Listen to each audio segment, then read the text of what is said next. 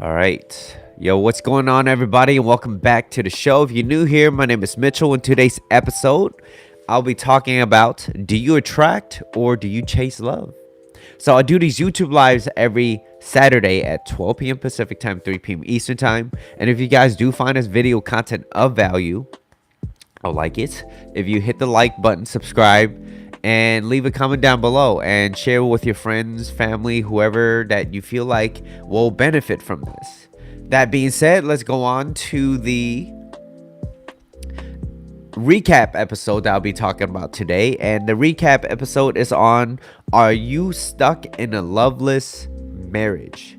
And the slide is on feeling stuck. So if you ever felt stuck, it doesn't matter if you're in a marriage or in a long-term relationship. The bottom line is, if you've been together for a very long time and the guy basically kind of just gives up, he stops courting, dating his woman, he stops opening her up, he shouldn't be surprised. He should not be surprised that she doesn't want to have, sex with him. That's just how it goes.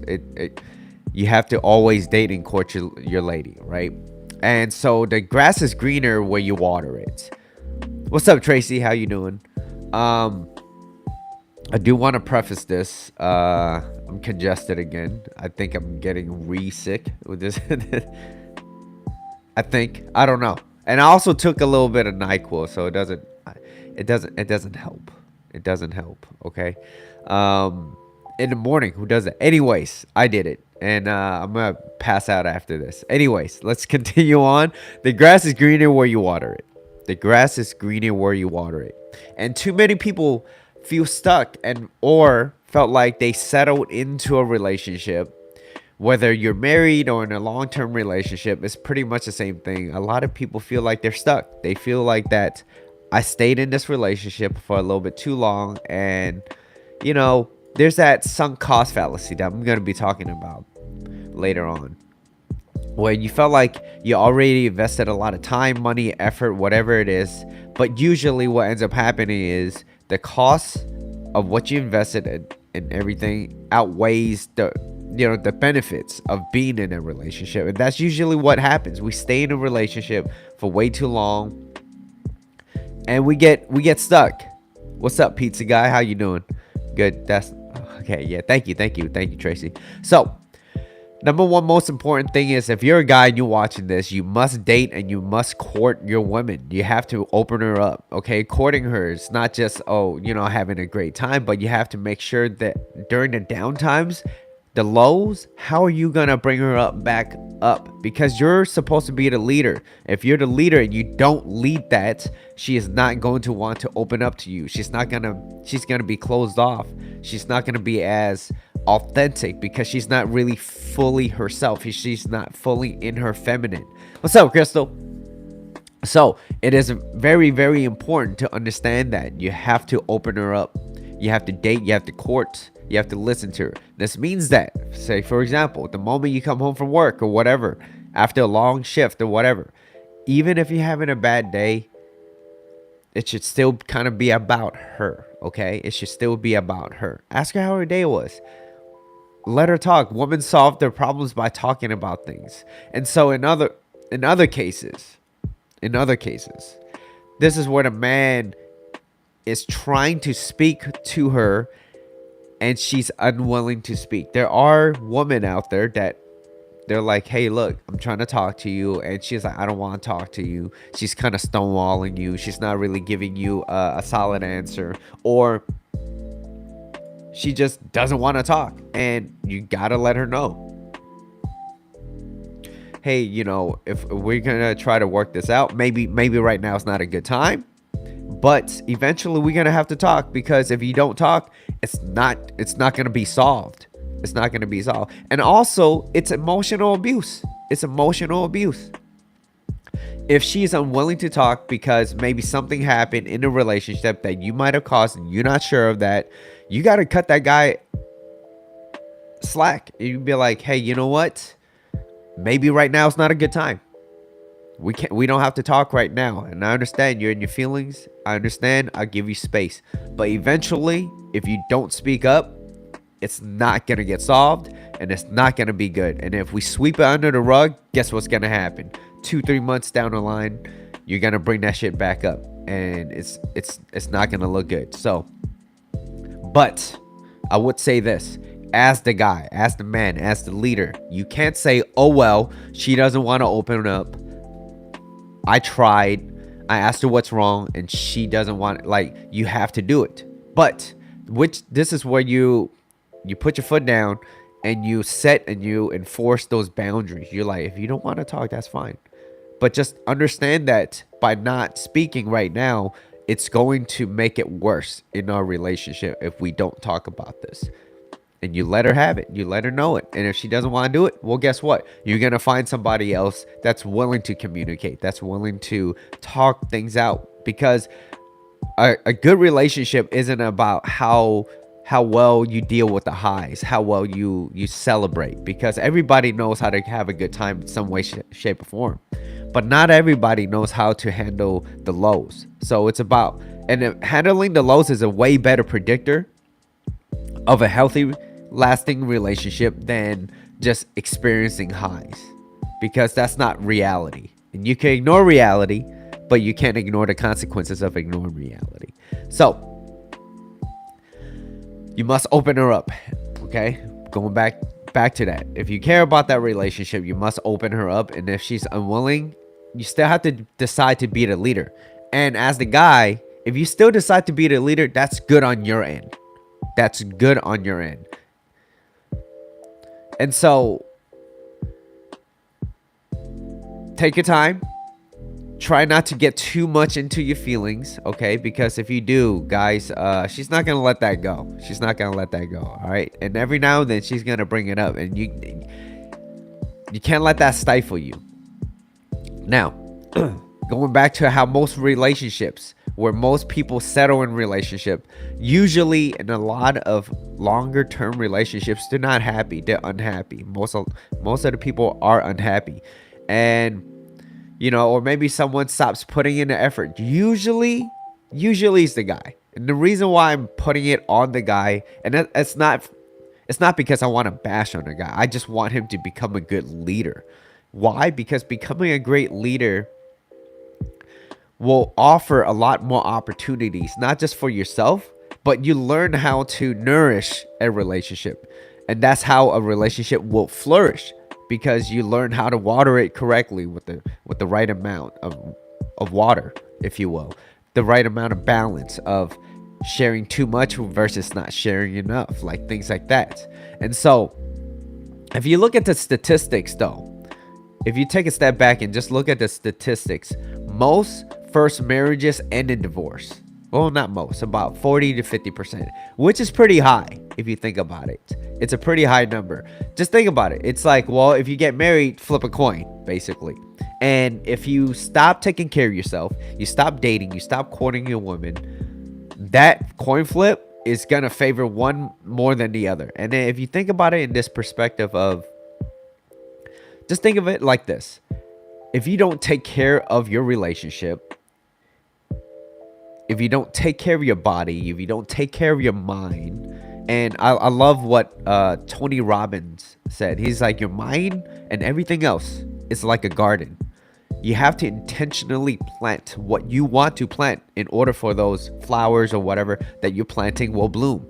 Otherwise, if you don't do that, weeds will start getting in the way.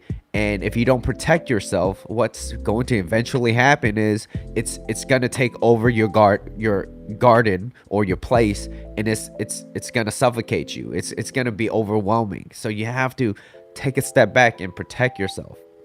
Okay? Whether it's being more optimistic, picking and choosing your surroundings, and not allowing certain people into your life. That's huge. All right.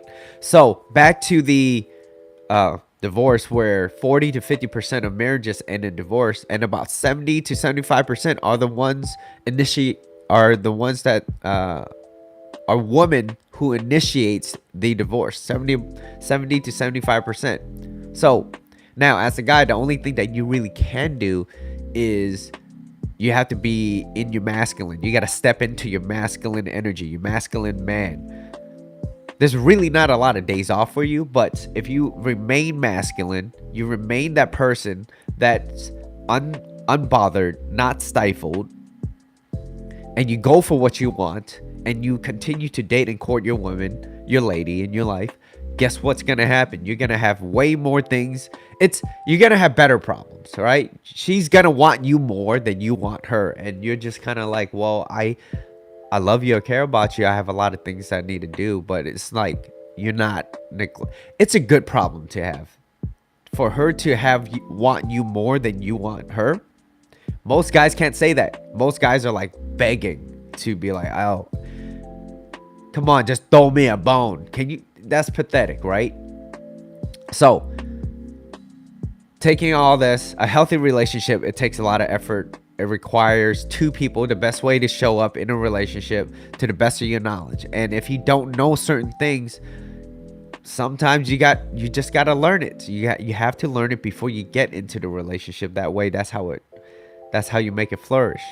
And that's something that you can learn, and that's the beauty of that. And I know it was a little bit longer recap, but I felt like that was needed. Now, let's go on to the meat of the topic. So here it begins, all right? Do you attract or do you chase love? Most people, they say they attract. They don't. And more than likely, they're chasing. And I would like to start out with a quote that Coach Corey Wayne said. He said it's a long quote, right? So brace yourself. The more your interests, your hobbies, goals, values, intentions are aligned with potential lovers, friends, clients, coworkers, the more your relationship and the interaction with them will be easy, effortless, fulfilling, synchronistic, and enjoyable. Therefore, we must remain ever vigilant to see people for who they really are, pay more attention to their actions versus their words, and make sure we are not projecting our fantasies of what we want them to be, while ignoring the fact that they don't ever come close to the reality of our fantasies. Way too many people, they try to make the best of bad situations and relationships, or worse, force things with people who simply have no mutual interest or vibrational alignment with their own true natures and desires. Making too much effort with little to no reciprocation is a sign that the other person is less invested and therefore less interested in you and what you have to offer. In other words, don't ignore reality, because like I said, you can ignore reality, but you can't ignore the consequences of ignoring reality. So a lot of people, when they start to get into this dating phase where, say for example, the guy or the girl, in this case it doesn't matter, but basically they see someone they're very attracted to, they're like, wow, this is the best thing that has ever happened to me, I don't want to lose them. But then they're looking through the lens of rose colored glasses, and it's not until they start losing its tint, its shade, and they start to realize like, damn, this person isn't who they said they were in the beginning, at least conveyed who they were in the beginning. And be careful looking at them like, oh, they can't do anything wrong, they're perfect for who they are. It's very easy to fall into that illusion. So you must look at them for who they are and as they are and their actions. And that is how you could judge a person, based off their actions. Now, Tony Robbins said that one of our basic human needs is to have love and connection. And that's something that we need. Okay, it's our need. If one of those needs aren't met, our life kind of just spirals down. It kind of goes down into like shambles. So now the more we are involved, the more we are now take a step back, the more we are involved with our alignment, the things that kind of gets us excited, things that gets us moving, an emotionally compelling reason to get up and like, hey, I'm doing this. And an example is, what do you love to do? What gets you excited every morning? First thing you think about every morning, and it's the last thing you think about at night. What is that one thing? And are you going after that? Now, this alignment with ourselves, the happier we become, the happier we are. And then also you're protecting that happiness by not allowing other people in, certain people that comes in and try to ruin this for you. And now what you will start to notice is that this will help as long as you're in alignment with yourself and you're doing the things that makes you happy. You're doing things that's healthy for you, you're excited about life. What ends up happening is this will help create the space for the right person to come into your life, and then you get to decide on whether or not you're going to want to share this time that you have, because it's the most valuable thing that you can ever offer to anybody is the gift of your time. And if you're able to give that gift of your time by becoming this right person, becoming the person that you want to attract, you no longer would deal with people that no longer appreciates your time. So another quote is, life is like a puzzle. Don't waste time trying to put people where they don't fit. And a lot of people like to try to figure out like, hey, how do I get this person to like me? And they're showing zero interest, and you're like, well, if I show them enough interest, they might change their mind. They just haven't seen me yet. And it's like, well, you just gotta have to see them for who they are and as they are, and bottom line, their actions. So never try to keep someone who doesn't want to try to keep you in yours, right? Never try to keep someone in your life that doesn't want to keep you in theirs. And if you want to find out why you're constantly chasing people and never getting the results that you want, you have to dig deeper. You have to dig deeper as to why they don't want to be around you. They don't want to be in your presence. Or they will eventually find a way out of your life. And if you're this amazing person, you have this gift of giving to them, and you're just full of joy, full of excitement in your life, why wouldn't somebody want to spend time with you? Why wouldn't they? So you have to dig deeper, okay? And more than likely, if they left you and you're unwilling to let go of the past, a part of you feel like you don't deserve better. And we've all kind of felt that way. I'm pretty sure most people in here could relate to that feeling where you don't feel like you deserve better. And the reality is you can. The reality is you can feel better about yourself. It takes a mindset shift. And I'm here to help you break that old poor mindset and to have a more exciting, fulfilling life. So the next slide is how you see things. And I don't know who exactly wrote this quote, but I really like this. So I want to say it's Jim Rohn, okay? I want to say it's Jim Rohn, but whoever said it, when you change the way you look at things, the things you look at change. I'm going to say that again. When you change the way you look at things, the things you look at change. So by changing your perspective, your perception of the world around you, you yourself will also start to shift. Your attitude, your mindset will significantly impact the experience of your life. Because there was a time, and I was giving you an example, where I was going to school. Everyone was like, oh, Mitchell, you would do great in kinesiology because you like dancing. And I was like, I didn't even know what it was. I kind of just signed up for it. It was bad, right? It was bad. It kind of worked out. Because I got to learn. I got to learn about the human body, the muscles, how it moves, and things like that. And what, it kind of worked out. To my opinion, I felt like I kind of got lucky in that sense. But at one point, I was just there, and I was like, man, what am I doing? I don't even know what I'm really studying. Like, I didn't do any research.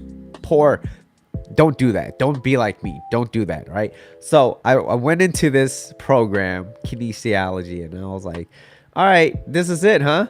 all right, what's next? And then after, being in a few years in, about 2 years in, I was trying to figure out because classes, trying to graduate, it got difficult because all these classes got impacted, and I couldn't get into the class, and it was difficult. It was difficult to finally get basically my certificate, my diploma.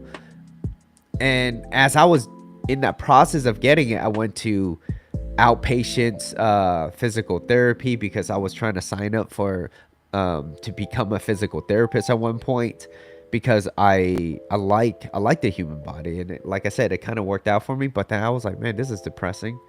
This is kind of sad. I know I'm trying to help them, but it's at least that environment wasn't fulfilling for me, even though I was trying to help people. And I was like, man, this is it, huh? Like, Mitchell, you said you want to do this. You can't go back now. You invested so much time, you invested so much effort and energy.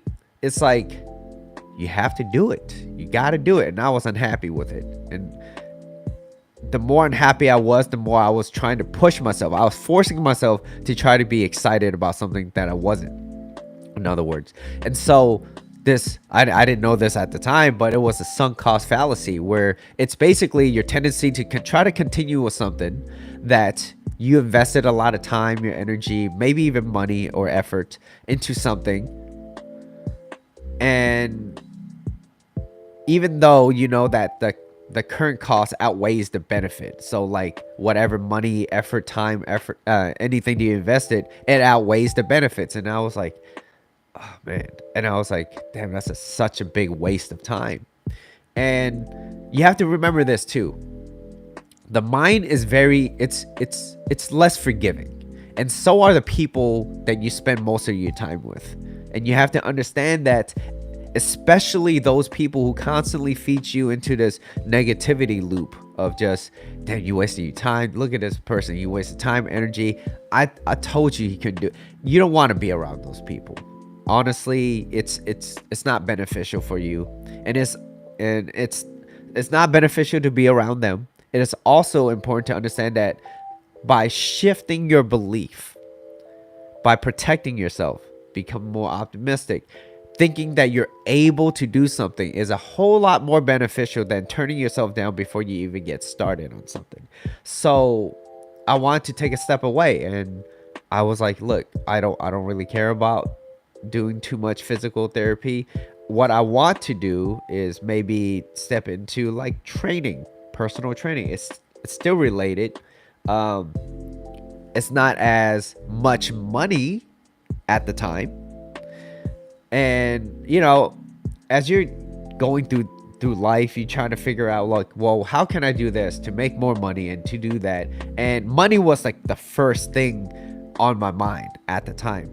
But then I had to find a balance. I was like, look, it would suck to stay at a higher paying job that I feel miserable in, than to actually live life and be excited about life and excited to see the people that I want to see.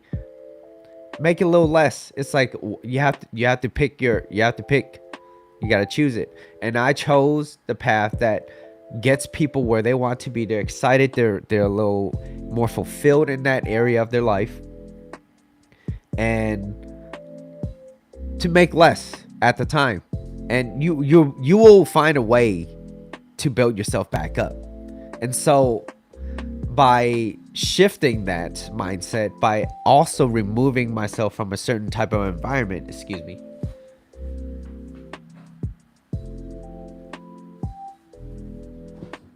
okay, by shifting my mindset, by removing certain people away from my circle, if you will, I started to create the life that I wanted.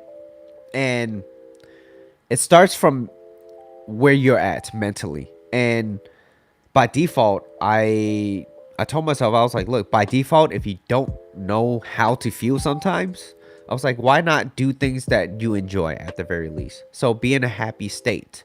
And there was a quote by Avis Williams that says that your thoughts create emotions. Emotions creates feelings.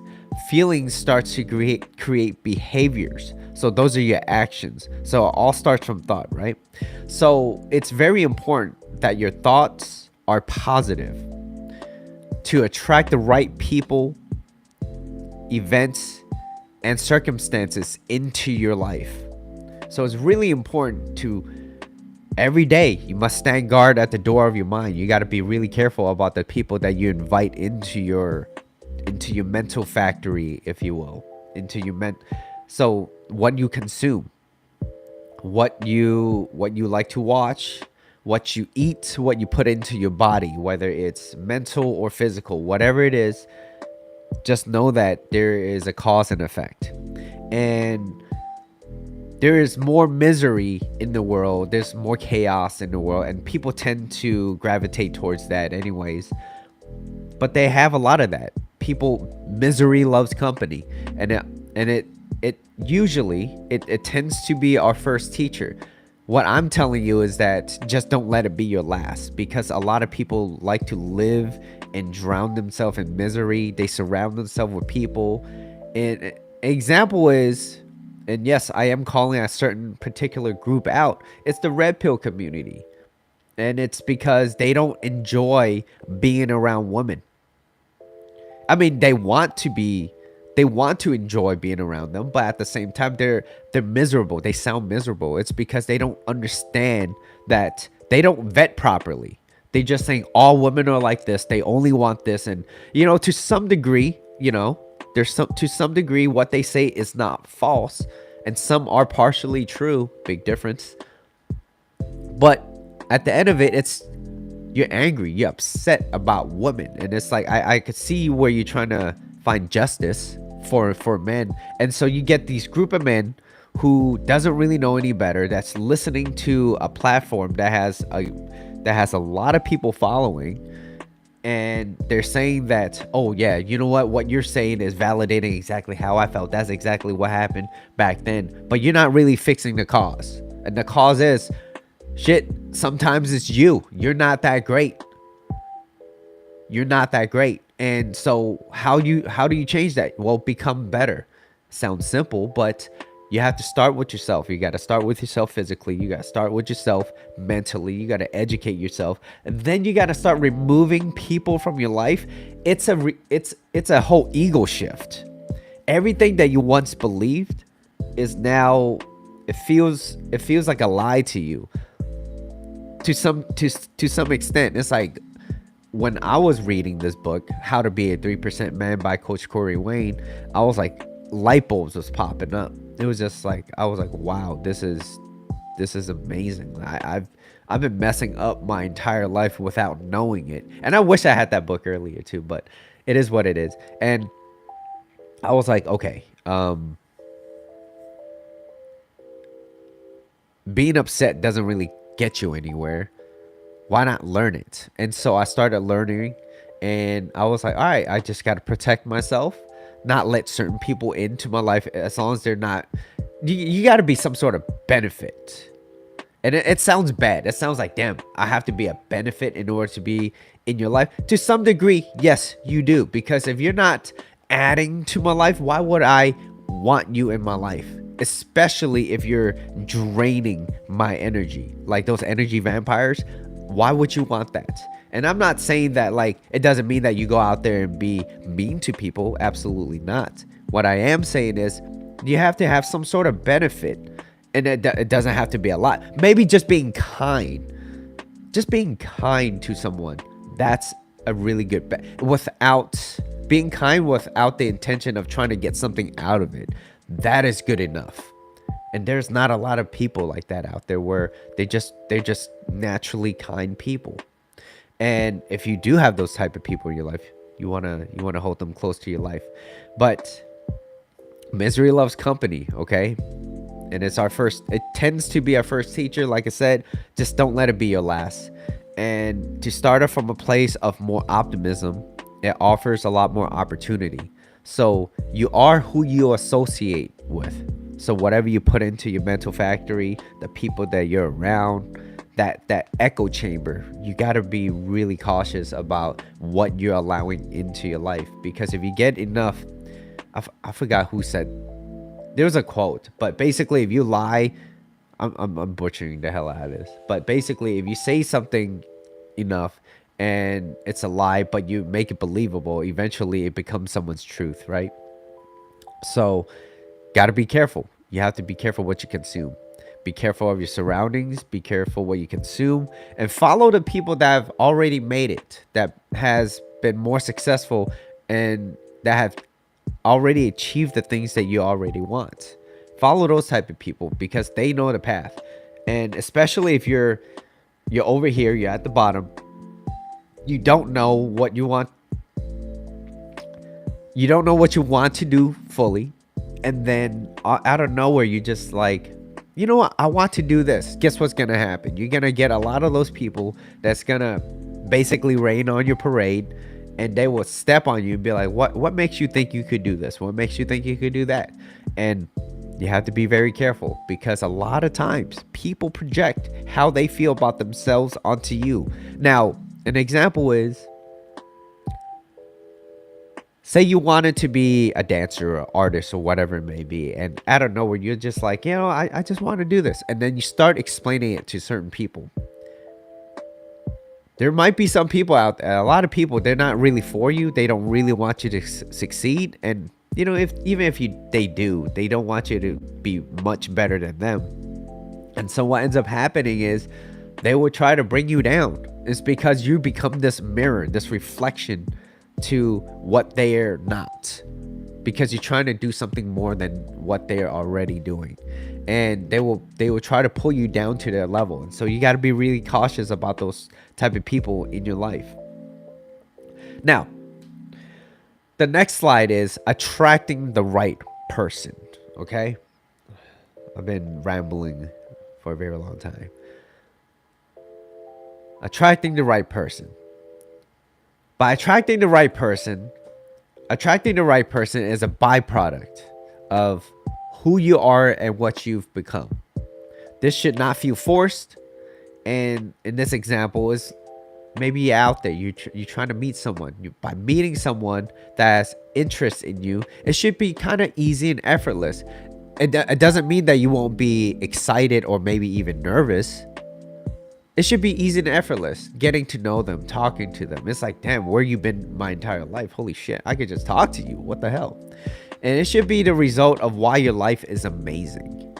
Why your life is amazing. You're just trying to share with the right person. That is how you're going to be able to attract the right person, by becoming the right person. And then when you're talking to them, you're like, oh wow, like, you're amazing. This is me and you. We have the same values, we have the same goals, we take care of ourselves. I could see you're totally fit. So damn, you don't spend your Friday nights going out and drinking all the time, but you just here because one of your best friends' birthday is, they wanted to hang out at a bar, and I'm not usually at a bar, and things like that. Okay, and it's by the result of why your life is amazing. And so you're just trying to share with the right person, because if you're unhappy, if you are not happy, what makes you think that being in a relationship will make you happy? If you're unhappy and you're like, well, I'm poor now, so if I just make a lot of money, I'll be happier. Like, what do you, money, things that are external from you, only amplifies who you already are. So another person coming into your life, more money going into your bank account, having more things, it's just to amplify who you already are. I want you to understand that it just amplifies who you really are. Now, if you really truly want to be excited and happy about your life, you have, like I said, you got to dig deep. And an example is, look, what do you get? Okay, here's an example. What do you get when you get two excited people who realize they are both miserable in one room? What do you get? Excuse me. What do you get? What do you get? You don't get two happy people sharing each other's completeness. You get someone that's dependent on each other. So, by By attracting the right person, you must become a person that's good with communication. You got to be a little nice with your words. Someone with a great attitude towards life. Someone who has a positive outlook, that looks at the cup half full, likes to laugh, likes to have a good time. But also, that person, you, should be emotionally regulated. Someone that is not easily bothered. And it's difficult to say. I know it firsthand, okay? Your mother, your significant other, they know how to press your buttons really easily. They found a secret button, okay? Where you've been hiding it. You got to be emotionally regulated. You can't be bothered.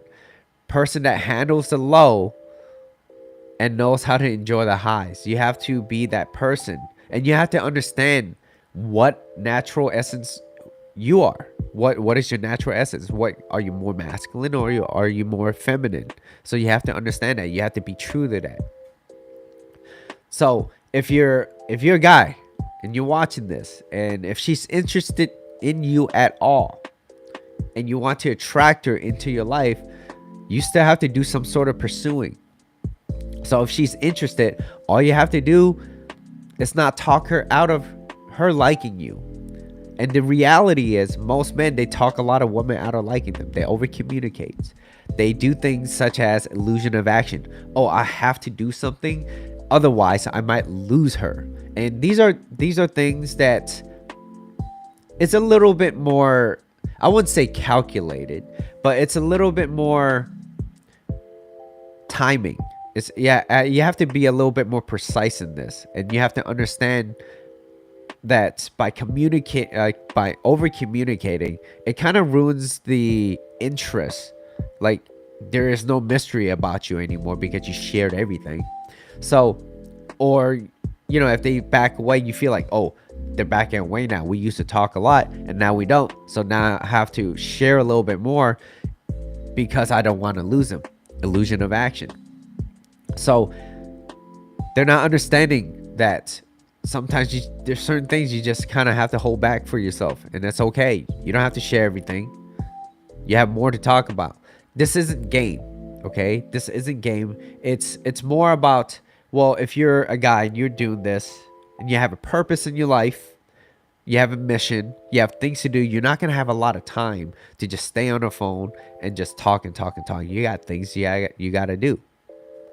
And masculine energy is more about purpose. It's more about drive. It's succeeding, overcoming challenges, overcoming obstacles, breaking through barriers. And feminine energy is about opening up to receive love. It's bonding. It's connecting. It's focusing on relationships and dating labels. And which is why I always suggest that the guy just only focuses on hanging out and having fun. It is not what I said, okay? I have to preface. I credit to Coach Corey Wayne. Coach Corey Wayne says you just gotta hang out, have fun, and hook up. That's it. You just gotta focus on having a good time by making her feel good being around you. That's it. That's all you have to focus on. And if you just focus on that, you don't really need to be worried about locking her down into a relationship, because that's more feminine energy. And this is kind of getting down into the nitty gritty and understanding what is the dynamics of masculine and feminine energy. So the man has to find a balance of pursuing too much versus showing the right amount of desire and interest. You want to be intentional with your interests. So attracting the right person by becoming the right person that you want, and you're like, damn, I like her, I should go talk to her, I should pursue her in the beginning. The man does the pursuit in the beginning. Why? It conveys a lot of confidence, because if he goes up to her, he approaches her, talks to her, hey, I would love to get to know you, how's dinner next week, or whatever it is, you're going in there, you're going after what you want. That's the masculine energy. That's what she's attracted to. It's your purpose, it's your drive, it's succeeding, and it's overcoming challenges by risking rejection by approaching her and talking to her, he is risking rejection. Even if she turns you down, she's gonna be like, wow, like that man was, it's a nice confident boost for her, but she's still gonna be like, I respect the fact that he came up to me and talked to me, because that guy that I'm really interested over there, he's not doing shit. He's really not doing anything. He's just kind of sitting against the wall, kind of being like a wallflower. At least this guy that she's not interested in showed more confidence. So now the difference is wanting someone back. Okay, now instead of attracting someone, let's talk about wanting someone back. You feel that energy shift? Attracting someone is, you're just a byproduct of this amazing person, and I'll go after what I want. I know I won't always succeed, but as long as I keep doing it, I will eventually succeed. That is attracting. You go for what you want. That's attracting. Wanting someone back is kind of like, imagine someone on their knees begging someone to come back. And wanting someone back, remember when I said never try to keep someone who doesn't want to keep you in theirs? Wanting someone back is it's kind of like that, okay? So if you're in this predicament and you're kind of stuck, you want this person back because they dumped you. You could go online right now. You could be like, hey, I'm gonna go online right now and find out ways on how to reattract my ex back. Or not, maybe she's not even your ex, or he's not even your ex. Maybe you guys were talking, having a good time, and out of nowhere that person ghosted you. Whatever it is, you could go online, you could type in how to reattract this person back into your life, or how to apply no contact, and use all these tips and tricks and tactics. But at the end of the day, they decided unilaterally that I don't want to be around you anymore, so I'm out. They said I'm out, and you're still saying, well, let me see one more time. Let me try to convince this person. And the mindset is, I'm still trying to go after someone that basically told me that they want nothing to do with you. And you're still pursuing. At the end of the day, you're still pursuing. It's a more subtle form of pursuing, but you're still kind of running after them. And if they dumped you, if they are the one that dumped you, or the one that ghosted you, and you chase them, it shows that you don't have any self-respect for yourself, and you don't have any type of position of leverage. What is that? What do you think that's going to convey? And so that's why I say it's still the wrong mindset. It's still the wrong mindset. All you're really doing is basically you just kind of turning down the notch a little bit of pursuing. You're still pursuing. You're just not doing as much as you once were, because you learned from this coach that what you have to do now is, you know what? Instead of 3 days of no contact, do 30 days. You're still pursuing. It's just less. It's still the wrong mindset.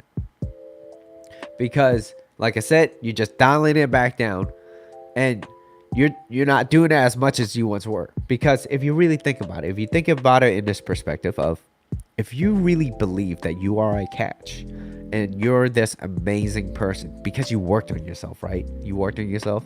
You're this amazing person. You're this catch. But the other person kind of just disposed you, kind of like just tossed you to the side as if you're nothing to them. What do you think it's going, like I said, like, what do you think it's going to convey if you start continue to chase them and pursue them?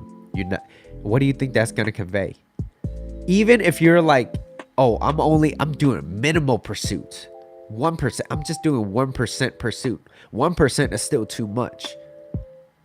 If they are the one, like I said, that unilaterally made a decision on not to be with you, they have to do 100% of the chasing and pursuing. And that, yes, that is a little bit more, you have to understand, like, they have to win you back into your life, into their life. They have to win you back. No exceptions. Because at any point, I've seen it. I've seen it, and it happened to me too. Because I tried to be like, well, how do I get my ex back? How do I do this? What are some tips and tricks to get this person to like me back again? And guess what happened? They came back for not that long, and it ended up leaving again. And it's because nothing about me at that time changed. I just used game and tactics and tips and tricks from this book, which helped a lot when it came to eliciting a certain response, a reaction. I got a good reaction from that. I got what I wanted, but it was attainable success, but it was nothing that sustained it. What I did not maintain that relationship, and they eventually found a way out. They were like, Mitchell, you got me then, but then eventually nothing about you changed. So they're like, yeah, you're still the same person, so you still suck, in other words. And so I had to really take a step back and reflect on myself and be like, hey, look, Mitchell, nothing about you changed. If you don't change, nothing else will. So a quote by Jim Rohn: don't wish it was easier, wish you were better. Don't wish for less problems, wish for more skills. So apply. How do you become better? What are you doing wrong? And that's why having a coach is really helpful, because they can spot out your flaws. And these are certain things that you can work and improve on. And so in this case, I was like, all right, if that person unilaterally decided that they don't want to be with me anymore, I just have to basically put my foot down and be like, hey, look, the strongest negotiating position is to walk away and mean it. That's the number one most strongest negotiating position. And it's by valuing yourself. Okay. And what you basically going to say or convey is, look, I care about you and I love you, and I think you're an amazing person. But if you're basically saying to me that you're unilaterally, that person said, I don't want to be in this relationship anymore, I want to end this relationship, and they don't want to, and you don't want to work things out, or you don't want to work out this difference, I'm not going to stand here and try to twist your arms and try to talk you into giving me another chance, because I love and I value myself. And you don't know how much power is in silence and just focusing on improving yourself. There is a huge amount of power for yourself and regaining that leverage for yourself. And it's not because you want to seek revenge. It just becomes a byproduct of becoming this amazing person. You're like, well, you don't like me, you don't want to be a part of my life, that's fine. I'm hurt, I don't like this, but I understand that a relationship takes two people, and if you decided that you don't want to be a part of that, that's fine. Let me walk away, and I'm still gonna focus on my purpose, and I'm still gonna focus on the things I love doing. I'm not gonna stop doing that. And so that's huge. When you get out of a relationship, it is very important to not lose the things that once got you to where you are, or got you to the things that you once enjoyed. And so an example is, after a breakup, usually what happens is Mitchell, like when I get through a breakup, I reflect back into what I've done wrong. Whether it's that person's fault or whose fault, I'm still gonna blame myself. Why? Because there's a lesson learned. There's a lesson learned. Oh, that person cheated on you. Yeah, okay, maybe that person cheated on me, but there were some red flags that I overlooked. What kind of red flags did I overlook at the time? That's still my fault. Why did I even allow this person into my life? What was going on with my mind at the time that I overlooked these red flags? Now, like I said, there's nothing that you could change about that person. If they were a cheater, they were going to cheat regardless. You just delayed that cheating because you were good enough to, like, the highs was up here. So that person didn't even want to consider another person because you were just this amazing person. But what happens when that excitement kind of dies down a little bit? It kind of simmers down a little bit. What happens then when the excitement's not there? Are they the type of person with good character that will communicate with you when things aren't going right? Or are they just gonna, you know what? We had an argument. I'm not having fun right now. So I'm gonna go and talk to other people, members of the opposite sex, so that I could get my fix. So you always judge a person based off their character and not just judge the relationship based off the chemistry that you have.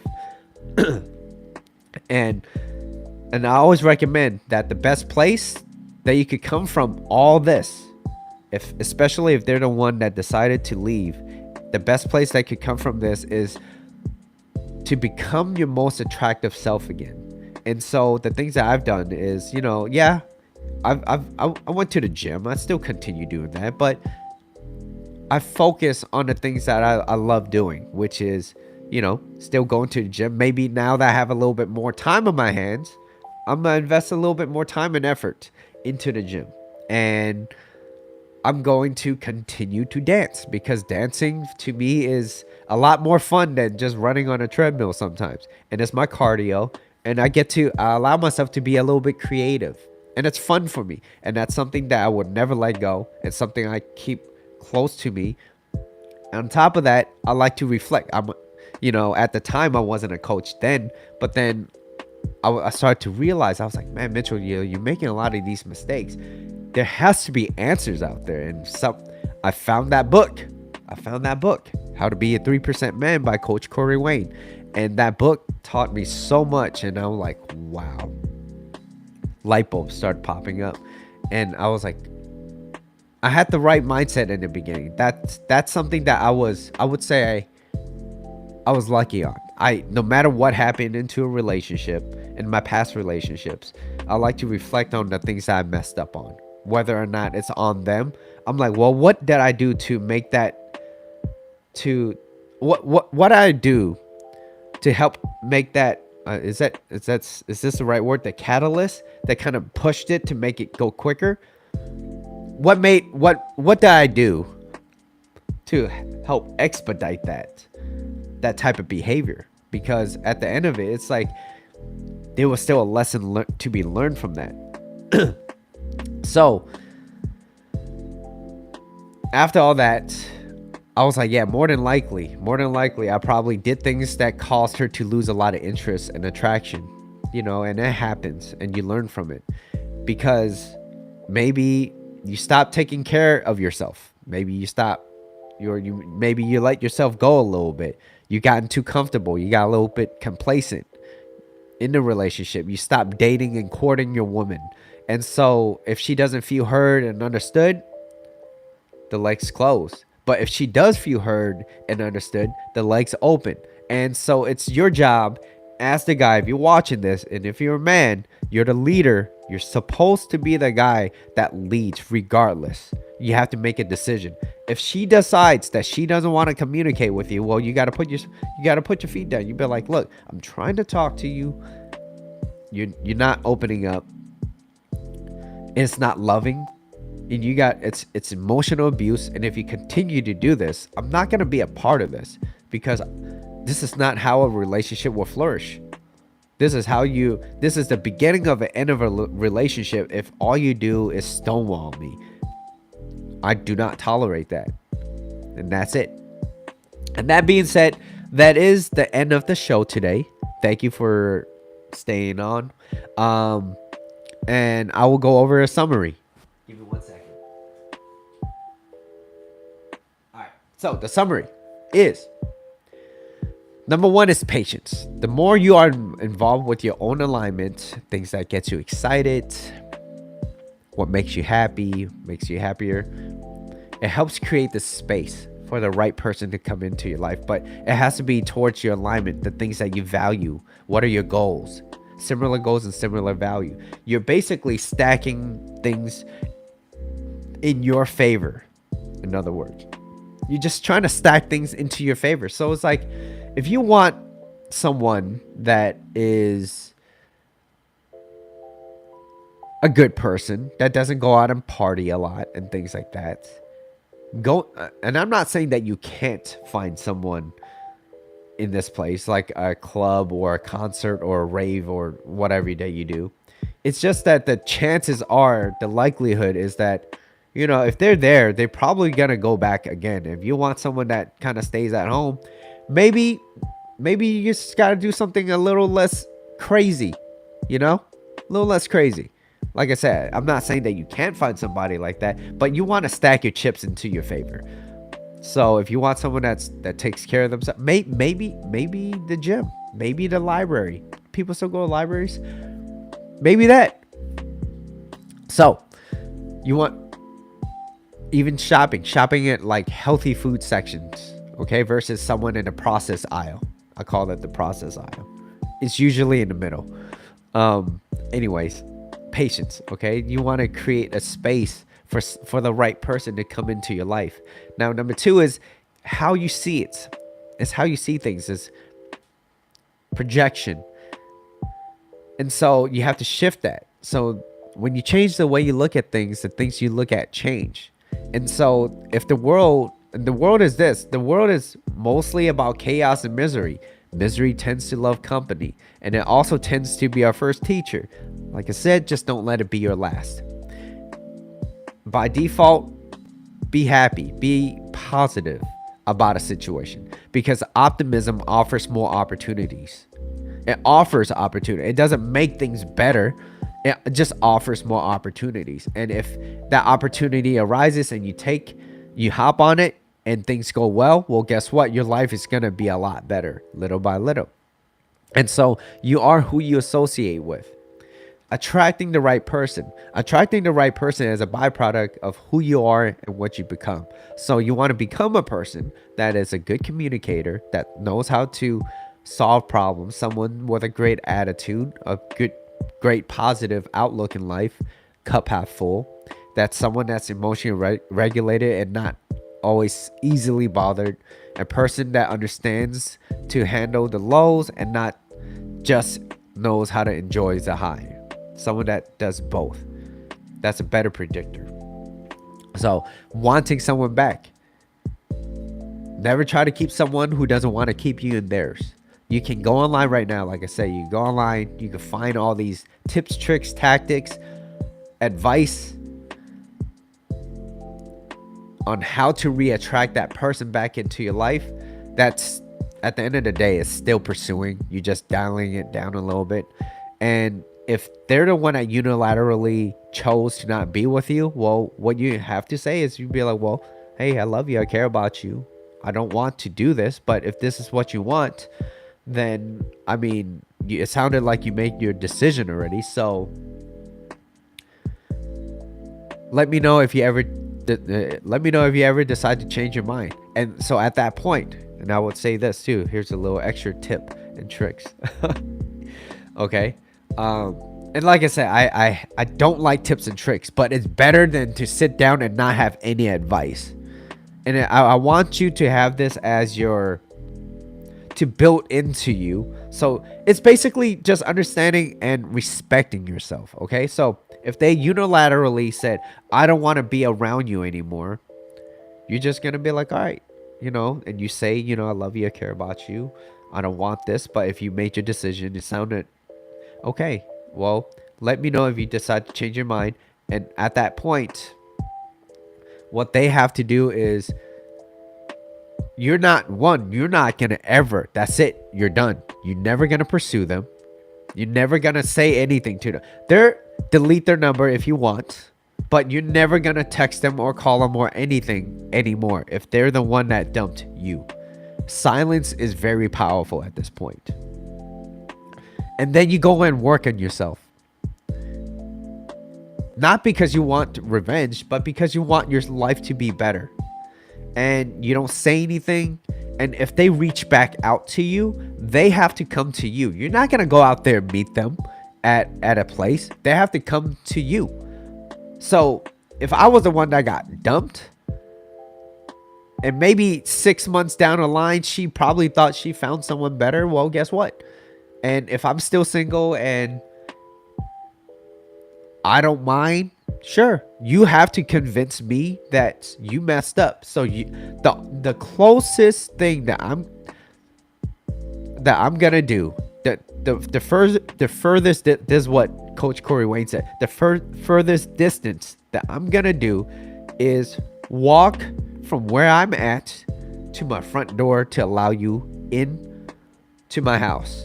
That's it. I'm not going to go out there and invest my time. You have to come back to me, because if I still go out there and I'd be like, oh my God, and I start pursuing again, oh my God, I missed you so much.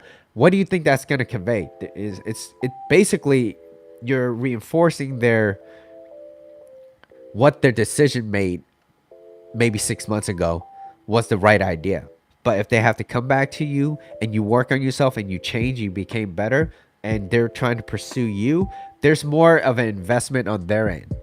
And so they have to come to you. And also, if they come to you and that's your ex and y'all eating dinner, sex is on the table. Sex is on the table. I'm not saying it's gonna happen, but sex is on the table, because they're the one that messed up. They're the one that have to come back into your life. And so that's how you have to do it. Anyways, I could go on more about that, but that's another topic on its own. But anyways, thank you for your time. I really appreciate it. If you guys did enjoy this video, please hit the like button, subscribe, and leave a comment down below. If you're watching it on a rerun, and if you're still here and you're watching it from the live, really appreciate your time. Today's episode was, do you attract or chase love? And I catch you guys in the next week's episode, okay, at 12 p.m. on Saturday. Thank you. Have a great weekend. All right, peace.